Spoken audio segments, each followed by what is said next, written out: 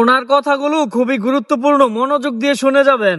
আমরা সাংবাদিকদের জানাতে চাই সেটি হচ্ছে যে আমরা ওইখানে এই যে মোটরসাইকেলের উপরে যে অতিরিক্ত আয়কর সেটির ব্যাপারে আমরা অনেকভাবে যুক্তিতর্ক দিয়ে বুঝিয়েছি, তা ওনারাও ওনাদের যুক্তিতর্ক দেওয়ার চেষ্টা করেছেন। তিনি আমাদের স্মারকলিপিটি হচ্ছে রিসিভ করেছেন। উনি হচ্ছেন কাস্টমস কর্মকর্তা পলিসি।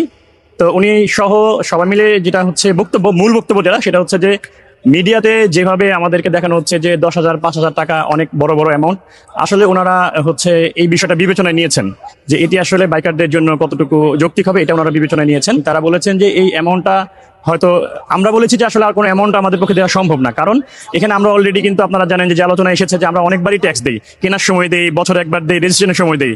আর ওইখান থেকে অফিস থেকে আমাদের জানানো হয়েছে যে আপনারা ওয়ারিড হবেন না, যেভাবে মিডিয়াতে আসছে বিষয়টা হবে না।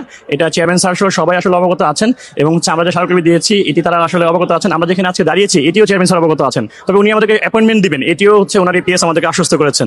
তো আমরা এনবিআর থেকে আসার পরে আজকে সিনিয়র বাইকাররা যারা আছেন তাদের মাধ্যমে আপনাদেরকে বা বাংলাদেশের সকল বাইকারদেরকে স্পষ্টভাবে বলতে চাই, এভাবে হবে না। আমরা স্মারকলিপি দিয়েছি, তারাও তো আসলে মানুষ, তারা বিষয়টা বিবেচনা নিয়েছে। উভয় পক্ষের সমন্বয় এবং সমঝোতার মাধ্যমেই একটি হচ্ছে যদি কোনো করও আসে সেটি এমন কোনো কর আসবে না যেটা আসলে আমাদের উপর বার্ডেন হবে।